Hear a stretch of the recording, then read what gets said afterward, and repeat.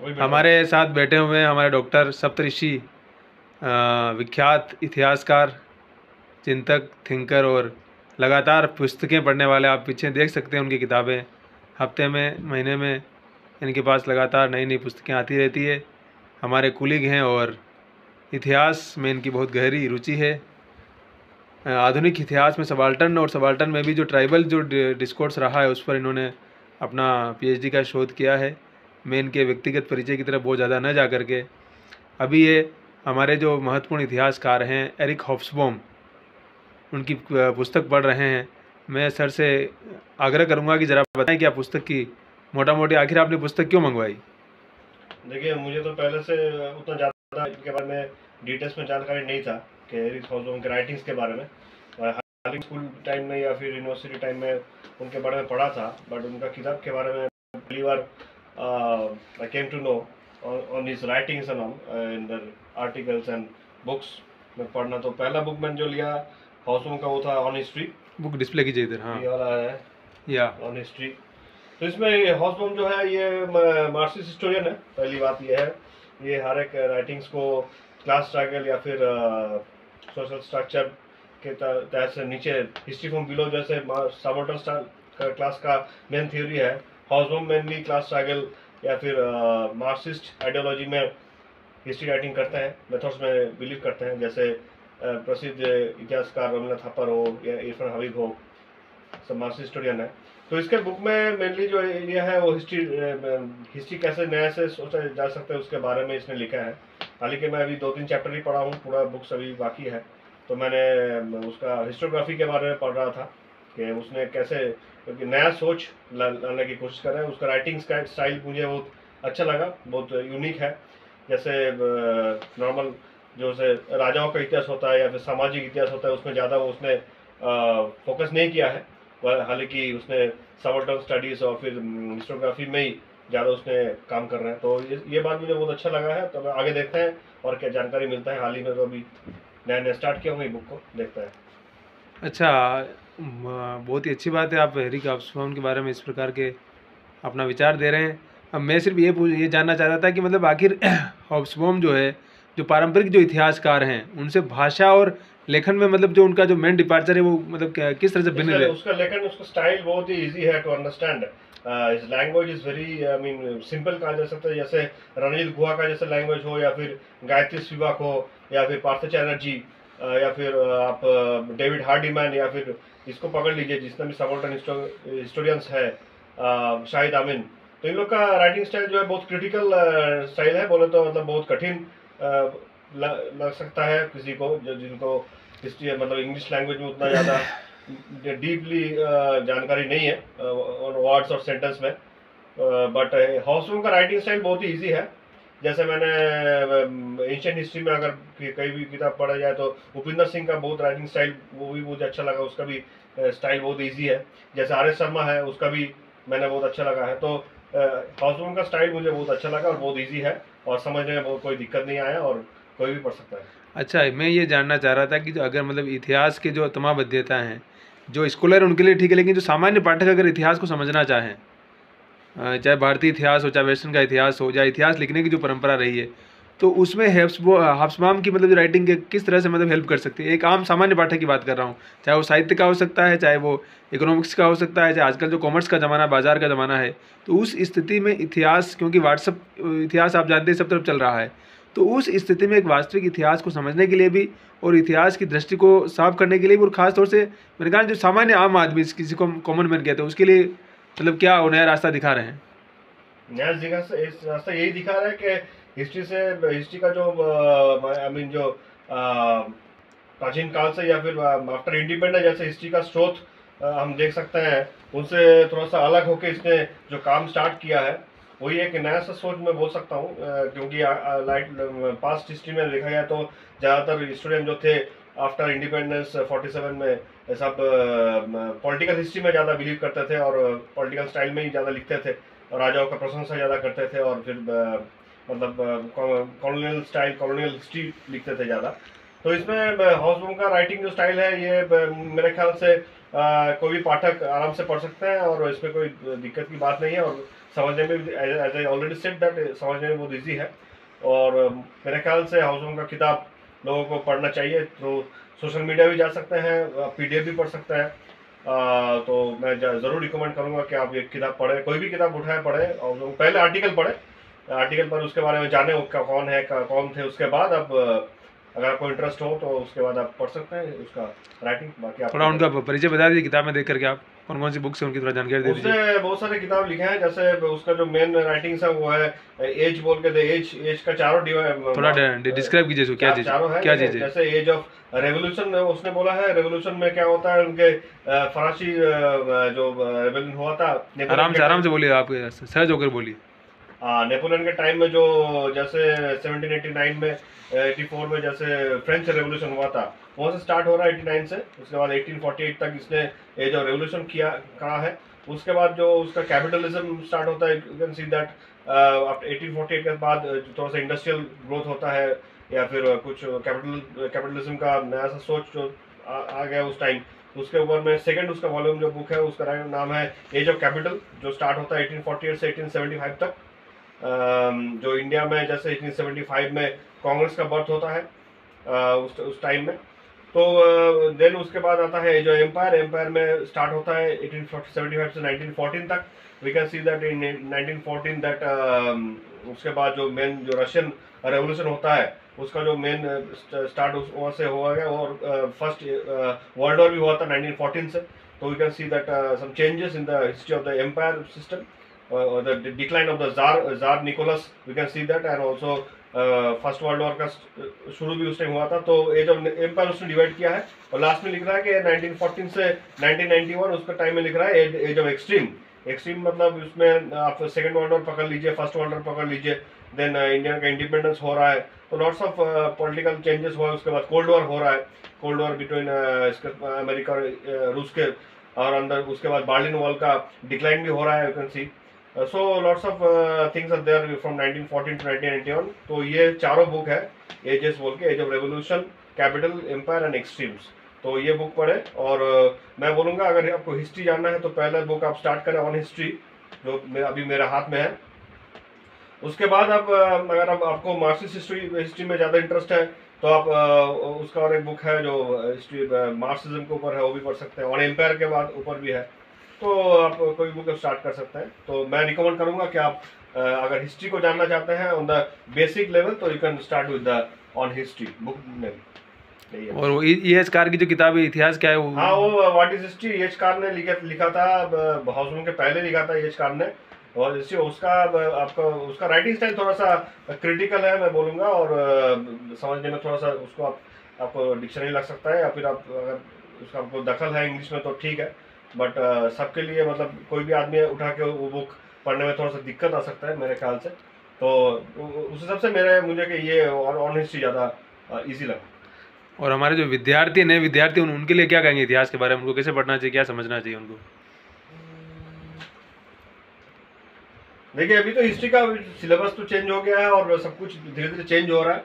तो जब से आप मान के चलिए तो अब हिस्ट्री जानने के लिए आपको बेसिक जो बुक्स है उसको ज़रूर पढ़ना चाहिए। तो मैं बोलूँगा कि आप NCERT के बुक पढ़ें, या फिर अगर आप स्कूल में हो या फिर कॉलेज में हो, आप NCERT के जो तीनों इम्पोर्टेंट बुक है जो आप बचपन में पढ़े थे, R.S. शर्मा का, और R.S. शर्मा देनो, उसके बाद वो सतीश चंद्र एंड बिपिन चंद्र, ये तीनों बेसिक बुक है, आप पढ़ सकते हैं। बट मैं रिकमेंड करूंगा अगर आपको थोड़ा सा नया सोचना है, information and more complicated issues to focus, and ज़्यादा इंफॉर्मेशन चाहिए, ज़्यादा जानकारी चाहिए, और आपका थॉट थोड़ा सा अच्छा रहे, तो मैं वो रिकमेंड करूंगा एंशिएंट हिस्ट्री के लिए आप ज़रूर पढ़े उपिंदर सिंह का book.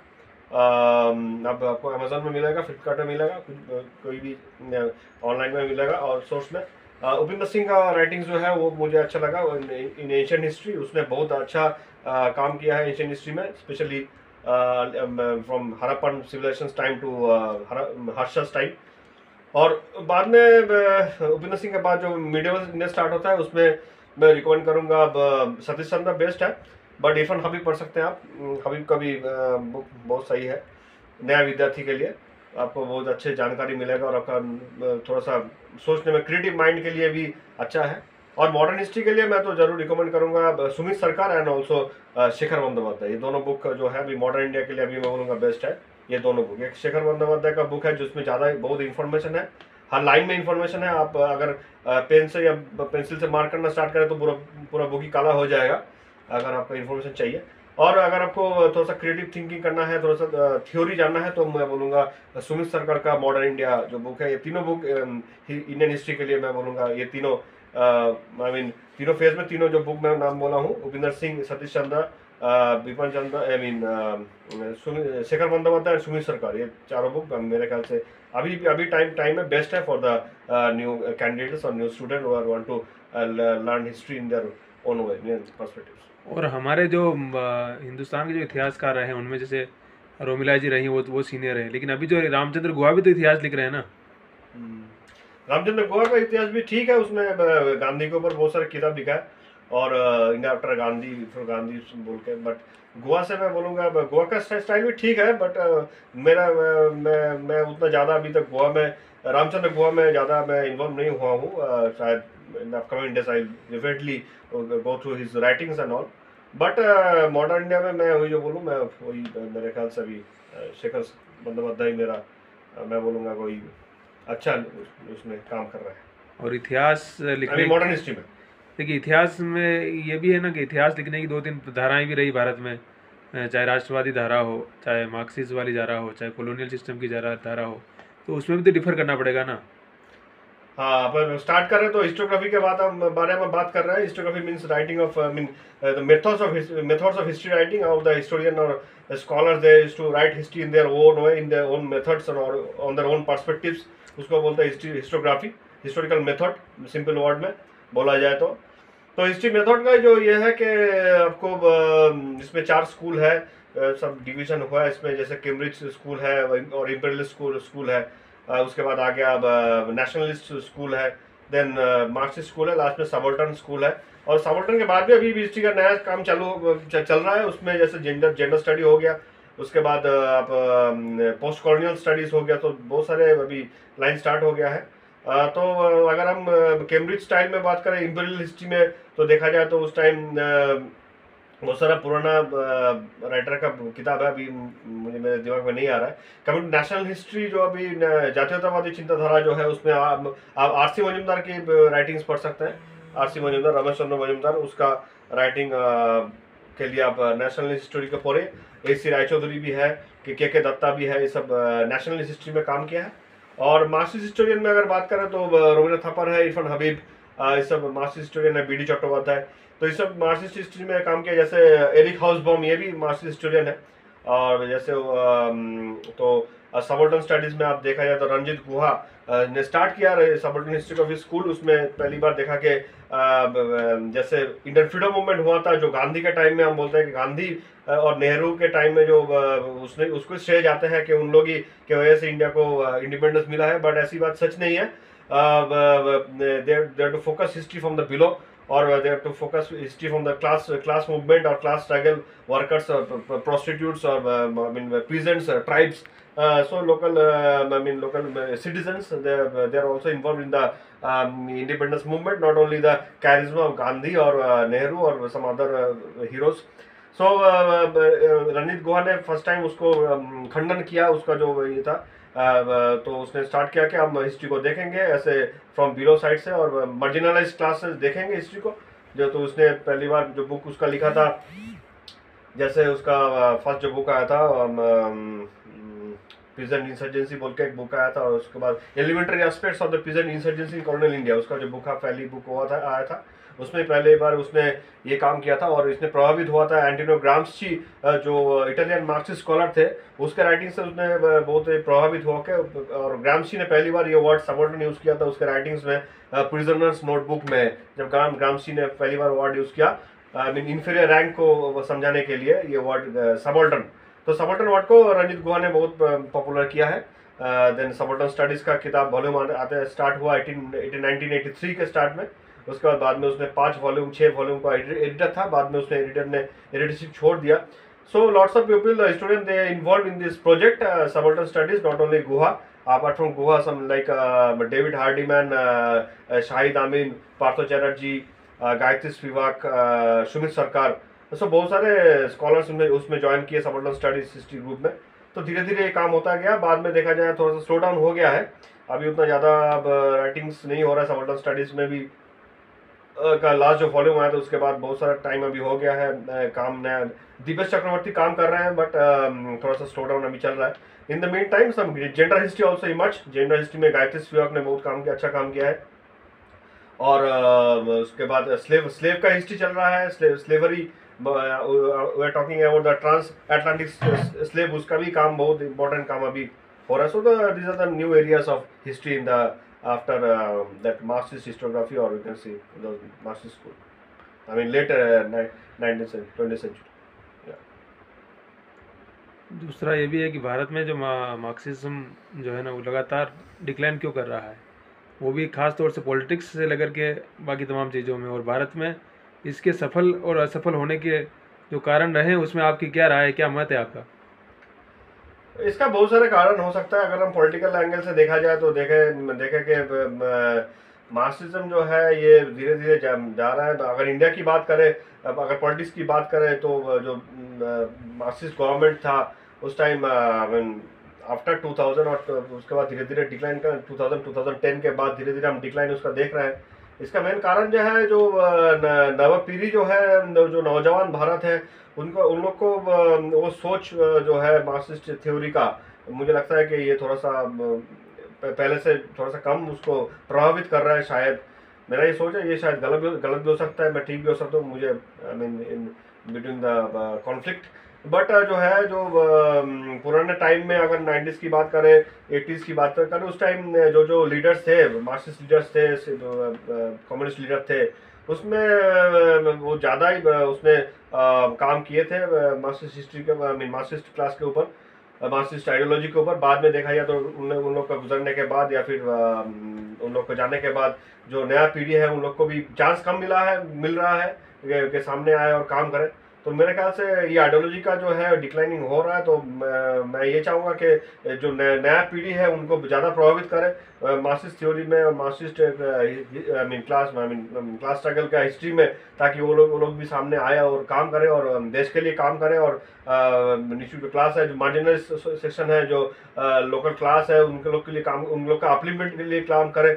So it will be very good thing for the future. But as I said that I am a little bit confused on that matter. But in current scenario, in current political time, it is very hard that Marxism फिर से आ जाए और communism फिर से rise करे, ये बहुत tough है। So after the decline of the this one Russian Russia का डिक्लाइन हो गया है, यूएसएसआर का डिक्लाइन हो गया, बर्लिन वॉल को तोड़ दिया गया, उसके बाद चाइना में मार्क्सिज्म का डाउन हो गया, देन इंडिया में भी इफेक्ट हुआ है। तो मेरे ख्याल से यही है बस। लेकिन देखिए, राष्ट्रवादी इतिहासकार भी बोलते हैं हम इतिहास को फिर से लिखना चाहते हैं, और सबाल्टर्न भी बोलता है कि हम फिर से लिख रहे हैं। तो फिर दोनों में अंतर क्या है? राष्ट्रवादी जो है, राष्ट्रवादी के साथ अगर नेशनलिस्ट हिस्ट्री की बात करें, नेशनलिस्ट हिस्टोग्राफी, उसने राष्ट्र को ज़्यादा, आई मीन जातीयतावाद, नेशनलिज्म में ज़्यादा फोकस किया है। जैसे मैं बोल सकता हूँ कि आरसी मजूमदार के टाइम से। तो ये इसके साथ सबाल्टर्न का मेन जो चेंज, आई मीन जो डिफरेंस है वो है कि जातीयतावादी ऐतिहासिककार ने कभी हिस्ट्री को नीच लेवल से या फिर लोकल पीपल के तरफ से एंगल से नहीं देखा होगा, और बल्कि सबाल्टर्न हिस्टोग्राफी जो ग्राफर है उसने हिस्ट्री को down to earth, I mean grassroot level से देखा होगा। तो यही मेन अंतर है। जैसे आप बोल सकते हैं कि मार्क्सिस्ट हिस्ट्री में और सबाल्टर्न में क्या फ़र्क है, दोनों ही क्लास स्ट्रगल में काम किया है, दोनों ही आई मीन जो लोकल पीपल का अपलिफ्टमेंट में काम किया है। तो इसमें दोनों में से फ़र्क बहुत कम है। बट एक फ़र्क बहुत इंपॉर्टेंट है कि मार्क्सिस्ट हिस्टोग्राफी में ज़्यादा फोकस हुआ है इकोनॉमी में, इकोनॉमी हिस्ट्री को ज़्यादा उन लोग फोकस किया है, इकोनॉमिकल डिक्लाइन में ज़्यादा फोकस किया है, इकोनॉमी का अपलिफ्टमेंट के लिए उस लोग ने ज़्यादा काम किया है मार्क्सिस्ट हिस्टोग्राफर ने। जैसे आप एग्रेरियन इकोनॉमी में जैसे काम किया है इरफान हबीब ने। तो आप बोल सकते हैं कि तो और सबऑर्डिनेट हिस्टोग्राफी में अब देखा जाए तो अब इसमें इकोनॉमी को ज़्यादा फोकस नहीं किया गया है, बल्कि ट्राइबल सेक्शन, पीजेंट सेक्शन या फिर प्रोस्टिट्यूट क्लास जो है, वेश्यावृत्ति, तो ये सब में ज़्यादा इन लोग फोकस किया कि इन लोग का रिवोल्ट कैसे हुआ था ब्रिटिश टाइम में, ब्रिटिश कॉलोनियल पीरियड में। हालांकि before British period is very tough to understand there this local tribal peoples emergence, I mean revolts and all, but colonial period में देखा जाए तो इन लोग का बहुत ज़्यादा डेटा है rather than pre colonial period. Pre colonial period में इन लोग का डेटा बहुत ही कम है, और we can focus on the oral tradition, oral I mean oral work. बहुत बहुत शुक्रिया आपका, आपने इतनी सारी जानकारी हमें प्रदान की, और हम कोशिश करेंगे कि आपसे लगातार आगे भी संवाद जारी रखेंगे, और आपके इस बहुमूल्य मत को हम आगे प्रचारित करेंगे, और हमारे जो विद्यार्थी हैं उन तक पहुंचाएंगे। और हम ये उम्मीद करते हैं कि आप इसी तरह से हमेशा पढ़ते रहेंगे, लिखते रहेंगे, और भविष्य में इतिहास के क्षेत्र में कुछ नया डिपार्चर स्टार्ट करने में आपकी बहुत महत्वपूर्ण भूमिका रहेगी। बहुत बहुत शुभकामनाएं और बहुत बहुत शुक्रिया हमारे डॉक्टर सप्तऋषि सर को। धन्यवाद। Thank you sir.